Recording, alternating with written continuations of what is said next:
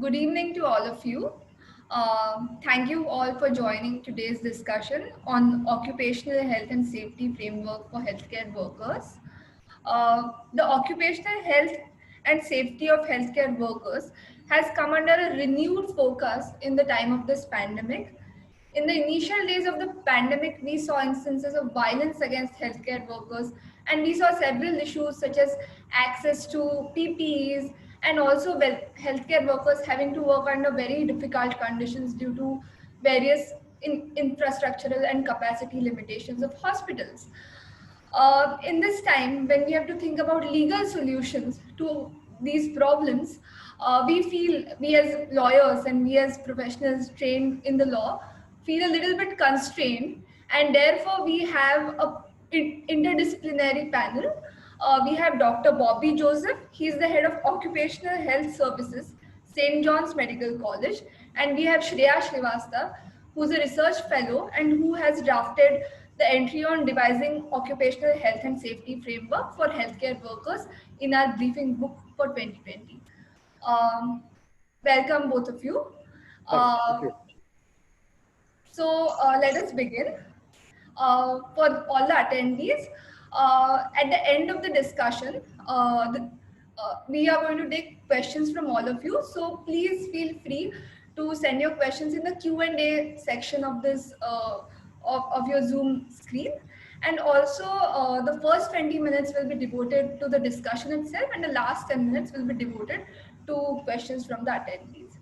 So Shreya, can you tell us a little bit about your entry on devising an occupational health and safety framework for healthcare workers? Sure. Thanks, Yogini. So if we talk about occupational health and safety of workers in India generally, there do exist laws for occupational safety of factory workers, mine workers, etc. And in fact, when we talk about occupational hazards, these are the sectors that come to our mind immediately. But when it comes to healthcare workers, there are a range of occupational hazards that they face on a day-to-day basis, as you rightly pointed out. And these issues do not get a lot of attention. And I think Dr. Joseph will be able to talk about these occupational hazards in more details. But when we talk of a framework or a dedicated framework for the occupational health and safety of healthcare workers, there's no such framework in India currently. And these issues definitely got some attention. Only certain issues, to be specific, like violence against healthcare professionals, lack of PPEs under the current circumstances. And the government did take steps in that regard by amending the Epidemic Diseases Act and enhancing the punishment for violence against healthcare professionals.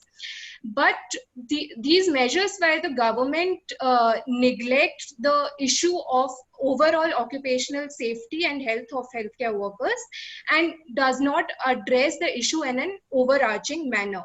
So what we propose through our entry in the briefing book is that we devise a dedicated set of framework for healthcare workers, and this could either be done by drafting a new framework altogether or drawing from the existing frameworks. And just at the right moment, the government of India introduced the Occupational Health and Safety Occupational Safety, Health and Working Conditions Code last year in Parliament.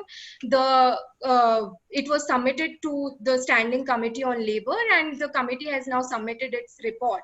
So the bill attempts to consolidate the existing 13 occupational health and safety laws in India currently, which includes Factories Act, Mines Act, Interstate Migrant Workers Act, etc. And it says that it covers establishments which have more than 10 workers. But it's not clear if it applies to healthcare establishments. So it should definitely be extended to healthcare establishments, and we should not stop there, as the code proposes that we should have specific standards for each sectors for occupational safety. We should have these standards for healthcare establishments, taking into account the unique needs of healthcare workers during a public health emergency or otherwise. Yeah. So from what I understand, there are no concrete legal protections that are available to healthcare workers which ensure their occupational health and safety during this time. That's very interesting, especially as to how it actually develops into practice. So with respect to that, I want to ask Dr. Bobby Joseph as to how, in absence of any legal protections of any kind, uh, how are healthcare institutions of various kinds ensuring protection of healthcare workers? How do they do that before the pandemic and also during the pandemic? And especially during the pandemic, without any regulations or without any guidelines of any kind, how do professionals sort of balance their own protection and their own occupational safety vis-a-vis patient safety and patients' rights? Yeah, thanks, Yogini. And Shreya, that was a fantastic introduction to what we're going to be talking about today. And to answer your question, Yogini, I think let's talk about the pre-pandemic era when when everything was, if you want to call it, normal.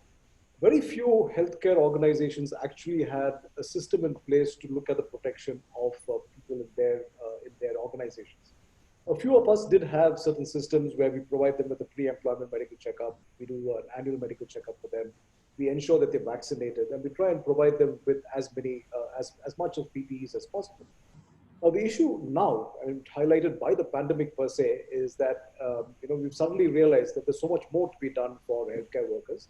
And to be honest, I don't think anybody was prepared for that. Even organizations which already had certain systems in place, the overwhelming numbers of people coming into the outpatient department or even the inpatient department with a variety of health problems that they have has really highlighted the issue of the need for providing something for these workers. So how are we balancing it out now during the pandemic? It's actually a kind of a hit and run, and we are actually struggling to get the kind of PPEs that we need. When a person comes in with some kind of issues, we realize that we have to have certain protection with us. If we're able to access and source the PPEs, we're able to get that. There are some situations when actually healthcare workers, doctors, nurses, aides, people are cleaning and sweeping the wards and the places where these patients are coming in. They actually have to do with a little less than what is ideal in terms of PPEs. But I guess the point is, what have we done ahead of time in preventing this? And that's where the big challenge lies to most healthcare institutions. I don't think most of us have actually thought about what ought to be done for workers in the event of something catastrophic as what's happening here today. That's a very enlightening perspective, Dr. Joseph. Thank you for that. Shreya, I was wondering if there are any international best practices as to legal protections or regulations which protect safety of healthcare workers, including doctors, nurses, and other staff also.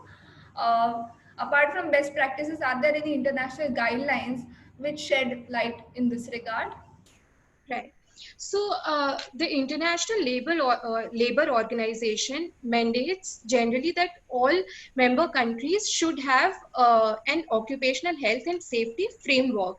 And this framework should include laws, regulations, and an authority to enforce these laws. Now, if we look at various countries, most countries have a general occupational health and safety framework, which also extends to healthcare establishments. And currently, like as recently in June 2020, the WHO and ILO published a global framework for national occupational health programs for healthcare workers. And they do emphasize on having a national authority to ensure occupational health and safety of healthcare workers.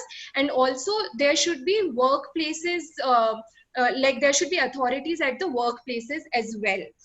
And they also emphasize on developing policies and programs for the health and safety of healthcare workers. Now, if we look at examples of individual countries, for example, the US has the Occupational Safety and Health Administration, and it sets and enforces standards related to occupational health and safety in different sectors.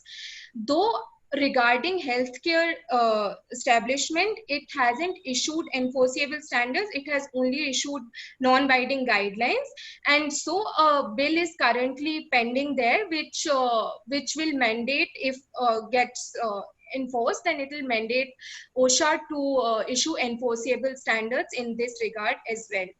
If we take the example of South Korea, Canada, even these countries have a general occupational health and safety framework, which is extended to healthcare establishments as well. So drawing from there, I think if this occupational safety, health and working conditions code in India is finally imposed, then it should definitely be extended to healthcare workers as a starting step. All right. Um,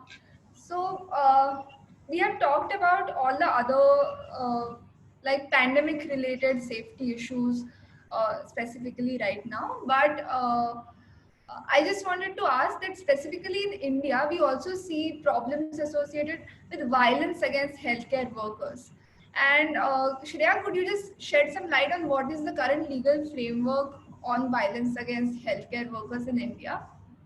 Right. So currently, violence against healthcare professional like the issue has been in the limelight for a while now, and it got more attention during the current pandemic, as we discussed about it.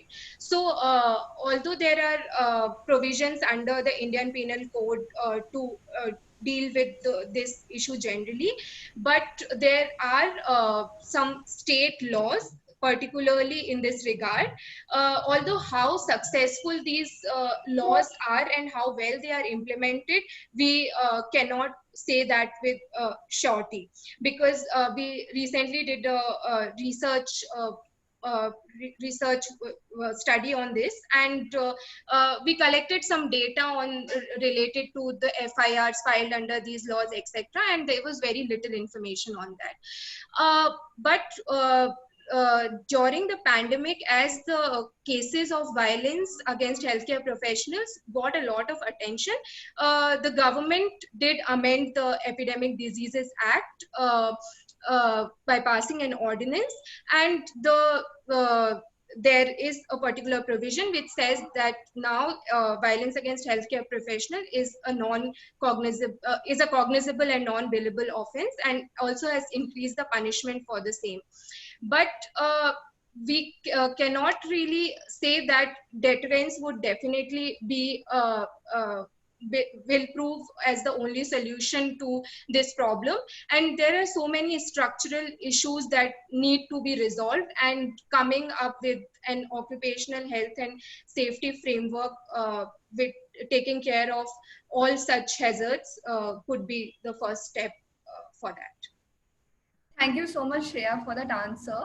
I think you summarized perfectly as to how there are multiple practices in India, multiple like policies in India with respect to violence against healthcare workers, but implementation is a concern. I think that the same problem we may even encounter, even if we have an occupational safety and healthcare bill or legislation. Specifically because India has very unique circumstances, and it has very different kinds of healthcare establishments and functioning at different levels. So I would like to ask Dr. Bobby Joseph a question regarding this. Currently, we don't have any policy framework, but do you think any policy support, either in form of a regulation or a law or a code, be helpful to better standards of occupational safety of healthcare workers, be it safety against communicable diseases or mental health or even violence? And in the Indian context, And because of the unique position of healthcare workers as against other professionals such as factory workers or miners, etc., what specific conditions must be looked at while drafting such a law? Yeah, so Yogi, thanks for that. I mean, I think for the sake of clarity, I just keep saying the word code for referring the entire, instead of using entire name. Yeah. I think the first step is to introduce healthcare workers into that code, which is going to be amalgamating the 13 different laws and codes within the laws that we already have, Yeah. the acts that we already have. I think that the code also talks about a national level and a state level advisory committee. I think they're not too sure what they call it, but if it's possible, I think the presence of a separate committee for healthcare workers. I mean, in most cases, factories can come under a single category. If you look at the other sectors which are working, mines will come under a separate category. Maybe migrant workers will be a third category. For each of these different major categories, if you do have, let's say, a expert committee to look at what exactly the laws and regulations should be pertaining to that, at the state level or maybe even at the central level, that definitely will be a step. But having said that, I think the biggest problem we have even today with most of the acts that we already have in this country is the implementation of the act. And if you look at the Factories Act, we're expecting to have an inspector, a medical inspector of factories in every state. And I think in Karnataka, if I'm not mistaken, we have about close to 13 or 15,000 factories in the state, but we have only one or two medical inspectors of factories. So it's impossible for a person like that to actually implement what exactly the law says. So there are many factories which fly under the radar. That's something which we need to be cognizant of, that even in the healthcare sector, if you do have a separate inspector for healthcare establishments, then the question of ensuring that he is able to enter into any healthcare establishment, be it government or be it a private organization, and enforce rules and regulations which are pertaining to the health and safety of workers, that I think is going to be the challenge. And we could probably start with a small committee or an expert committee at the state level and see how exactly they function. But implementation, I think, is the key problem which we're going to be having in the future as well. Last question for you, Dr. Joseph. Do you think implementing such a law or such a code would be different across, say, private healthcare organizations and government healthcare organizations, or should it not be? It should not be, right? Because healthcare workers are healthcare workers, whether they're working in a private organization or a government organization. We can't have two different standards for two different sectors, I mean, government and non-governmental sectors. So I think the basic answer is that if you have a code in place, that code should definitely enlist what is compulsory have to be done. For example, vaccinations against hepatitis B. We are insisting that every single employee who enters into a hospital should have a hepatitis B vaccine. So what are those preventive steps which have to be taken? What are those health promotive steps which have to be taken? In case a health worker, has an accident, or I'm talking of inside the institution has an accident, like a needle prick injury, or let's say exposure to a person like in the current situation with COVID-19. What are the steps to be taken by the organization? That has to be clearly written out and implemented to the extent possible. All right. So we've come to the end of our session as far as our discussion is concerned. Now we'll be addressing question and answers from attendees. All of you who are attending, please feel free to post in the question and answer section in the Zoom window. So we have one question from Naina, and she has asked us. So this question is not with respect to healthcare workers, but Shreya, I think you can take this. How can these concerns be extended to sanitation workers in general? They have been working without suitable PPE since decades, and the state has not been able to account for their health and safety matters as seriously. Actually, even Dr. Bobby Joseph, I thought it was a legal question. You want to go ahead, Shreya? Sure. So if we have such a code in place, like the Occupational Safety, Health and Working Conditions Code, it will take care of all sorts of workers working in different sectors. So sanitation workers in different sectors will then be covered under that category, I assume, and particularly sanitation workers who are working in healthcare establishments they will be categorized as healthcare workers, as far as I understand, and Dr. Joseph maybe add to that. And so these protections will then also be extended to them. And as Dr. Joseph rightly pointed out, that different healthcare workers face different sorts of occupational hazards as per their category, and then accordingly those sorts of protections can be extended to them. Yeah. So if I could just add to what Shreya has been saying, I mean, we're not talking only of sanitation workers. I mean, in any health organization, any person who works in that organization should be considered a healthcare worker. Let's take, for example, an experience I had in the outpatient department today. We had an electrician who came in who said that he's been exposed to patients who've had COVID. So if you discount and say that electricians are not healthcare workers, we have a problem.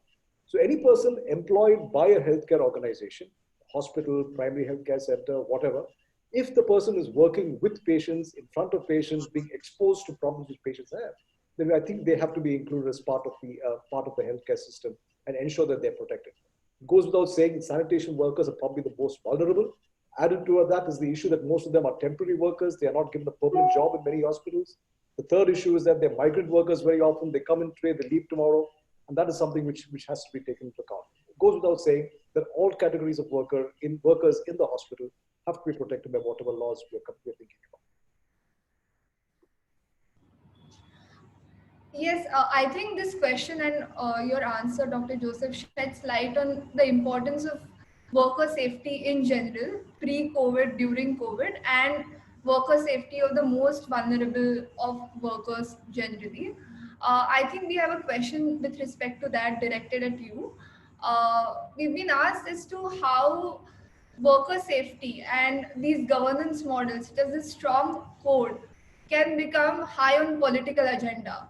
How can people be convinced to take this issue seriously? As a doctor, how do you uh, tell us?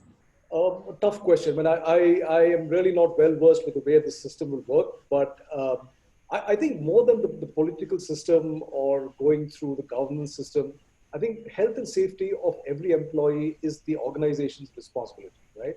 So whether you're whether the workers in a factory, the factory manager, or the occupier, uh, as the law calls it, he is responsible for the health and safety of his employee. Similarly, I think in the hospital management or the administration of the hospital is responsible for the health and safety of the worker. Going beyond that to the political level and ensuring that the public is aware of their responsibilities to the healthcare workers, I really don't have an answer to that. It's a tough question, I must say that. Yeah. All right. Thank you. We have one more question from Jay Sani Mohanty. He's asking us as to how several studies have shown that low awareness amongst healthcare workers about their own occupational safety also leads to occupational hazards. So is there any framework for ensuring that occupational safety is a compulsory part of training for healthcare workers across medical training institutes? Yeah, I can answer that quite easily. Yogni, the simple answer is no. We don't have any framework available where any person wanting to work in a healthcare institution is going to be given some amount of training. There are, instances where some institutions do that. For instance, in St. John's Medical College, every worker goes through an induction training program where we talk to them about their health and safety. We talk to them about their own health and their own safety, and talk about their responsibility to the health and safety of patients who come into the hospital, right? So it's something which we do for all the employees who join the institution, and we have these periodic training programs for them of the importance of using PPEs, how they should lift weights. I mean, you have workers who are working, let's say, orthopedic departments where they have to lift patients who are quite heavy. So we tell them how that should be done. So there are certain interventions which we are doing at our level in St. John's. I'm sure that can be done in many other hospitals. I'm sure that there are other hospitals doing the same thing as well. Yeah. So we have the next question from Shama. She has asked a question that will this code consider insurance concern in case of injuries or deaths? How will this code balance with existing labor laws for temporary workers? Any code for conflict? Any scope for conflict? I think Shreya, you can take this. Uh, So in case, I'm not really sure about the insurance part. And with respect to the existing laws for temporary workers, so this code does consolidate the contract labor, like the laws dealing with the occupational safety of contract laborers and for interstate workers, etc. So I assume that when these laws are consolidated within this larger code, these workers will also be protected under that. Okay. Uh, so we have one question regarding urban local governance. I think both of you can address this question. So the person has asked that local bylaws are very often sites of exploitation and sites where worker rights get like exploited, and this also is true for their safety and health. And so he's asking us as to whether clinical health inspector cadre in municipalities like BBMP or any other municipality which concerns itself with public health, should it be a good idea? Absolutely, Yogini. I think I did mention this to very briefly earlier about when we talked about the state advisory committee and the national level advisory committee. More than the advisory committee itself, you need to have someone who makes sure that the laws are implemented. And I told you about the difficulty we have addressing that even at the factory levels, where you don't have enough factory inspectors to visit factories which are in their own jurisdiction. So I guess if you are going to bring out this code or this bill at some point of time, it should give powers or probably designate individuals who have the right to walk into any health establishment and ensure that health and safety of workers are taken care of there. All right. Thank you so much. And we have one last question as to should we take mental health more seriously and should we teach it in school? And in addition to that, I have one related question as to how can mental health of healthcare workers be ensured from such a code? This becomes especially pertinent in a time like this pandemic. Yeah, okay, so I'll go ahead. I think, I mean, we do recognize that mental health is a problem among healthcare workers. I mean, when you look at the different hazards which any employee faces, you usually classify them as psychological. Psychological does form one of the most important things, in addition to physical, chemical, biological, and ergonomic hazards. I mean, these are normal classification. But I think the person who's asked this question has hit upon a very important point, which is the fact that we have to recognize that mental health is definitely an issue among healthcare workers. We do have a couple of studies published from different parts of the country, including from St. John's, which talks about mental health of different employees in the institutions, right? So we do recognize that shift work has its own implications. Long working hours has its own implications.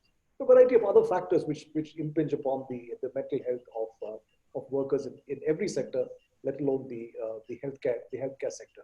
So in answer to the question about whether it should be taught in schools, definitely yes. I think we need to prepare our children with with coping skills as to what they should be doing, what they should not be doing in case they I mean, they have mental health issues.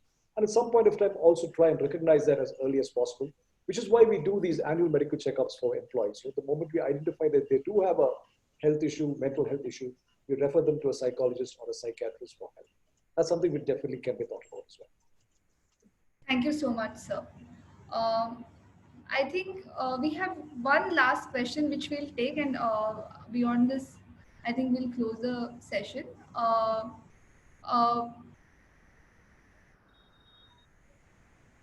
So the person has asked a question to you, Dr. Joseph. It's Jay Sani Mohanty, and he's asked this. He says that in principle he agrees that public healthcare institutions and private healthcare institutions should have the same code, but he says that structurally these are two different institutions, and how can we ensure that different incentives for public and private institutions are balanced out by a uniform code so that they ensure good practice? Well, I'm not too sure how the law works, but I guess if you just insert that into the law, stating that public health cadre and the public health institutions all fall under the same code, I'm presuming it will work. I mean, I'm not too sure that the Factories Act applies to government-run organizations. I mean, government-run factories, like, for example, let's say if you look at in Karnataka, you have Mysore soaps and detergents, for example. Does the Factories Act apply to them? If it does, then the same thing should hold good to in the healthcare situation as well, where both private and public organizations are going to be taken care of.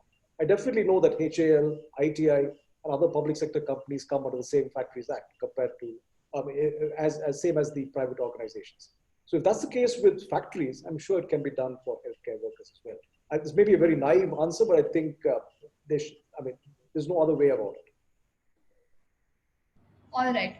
Thank you so much, sir. Thank you so much, Shreya, for joining us on this session. We have a couple of more questions which are very interesting, but we unfortunately won't be able to address them. This brings us to the close of our session. And actually, the officers told me that we can go 5-6 minutes over also. So sorry. So actually, we can take these questions. Sure. So yeah, so Ayush Rathi asks is that non-recognition of employment rights of ASHA Anganwadi workers who are also healthcare workers has been an issue. What strategies can be adopted to resolve these overreaching issues? Yeah, so I'm fully in agreement with that, with what Ayush has brought out, and it's definitely something which we need to think about.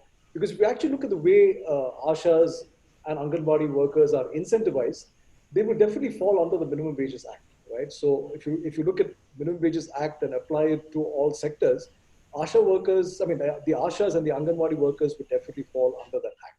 That's something we need to recognize. And in addition to which, you definitely have the health issues which they are facing. Let me give an example of a paper I read recently, which has been sent to me for review, where you have primary healthcare workers who are out in the field who are being chased by dogs. What can you do for them, right? So these are issues which have to be recognized, right? And first of all, we do something in the industry called risk rating, okay? A risk matrix, where using a matrix, you find out what are the common health problems which a worker faces and try to sort out that problem. I guess something similar can be done here as well, taking into consideration that ASHAs as well as Anganwadi workers are all part of the health system. Though they may fall under different ministries. I mean, the Anganwadi works under the Ministry of Women and Child Welfare, I think. So, and so therefore, but still, they are still considered to be health workers, in my opinion. And if I may add to what, I'll take a few seconds to what Dr. Joseph said. So if we want to extend protections to ASHA workers as well, when we are extending such a code to healthcare establishments, we should take into account that some healthcare workers like ASHA workers work outside the scope of healthcare establishments. So the code should not just limit its applicability to healthcare establishments, so that these protections can be extended to such workers as well. Absolutely. Yeah. Now we take the absolutely last question. So we already have capacity limitations in the healthcare sector. In addition to that, if we have a code, would it not further challenge the capacity of healthcare sector? How would we deal with that? That's the question. Yeah, so in my opinion, Yogini, I don't think the investment into the preventive and protective aspects of healthcare for healthcare workers is going to cost that much. We haven't done a study on return on investment as yet, but then by protecting a health worker against hepatitis B, for example, by giving him an hepatitis B vaccination, you're definitely reducing costs later on in life. I guess that's something which we all need to recognize, that providing preventive measures to healthcare workers, for any workers for that matter, providing them health promoter measures like health education about their own health definitely has a longer returns after a much longer period of time. So if you're looking at return on investment, it's definitely worth investing on preventive and promotive aspects for healthcare workers.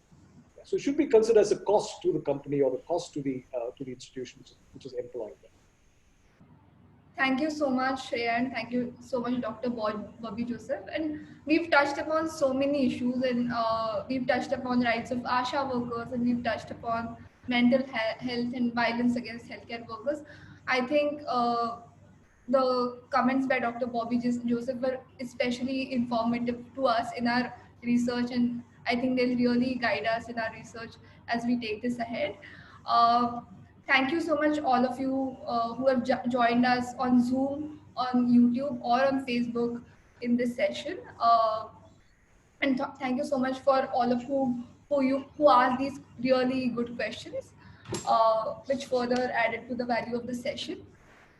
We also have our next session on the 20th at 5:30. It's a session on the digital education initiative by Vidhi8, and it's about making digital education inclusive. Uh, we hope to see all of you in that session as well. It's on 20th at 5:30 p.m. With that, we close this session. Thank you. Thanks a lot. Pleasure being with all of you. Thank you.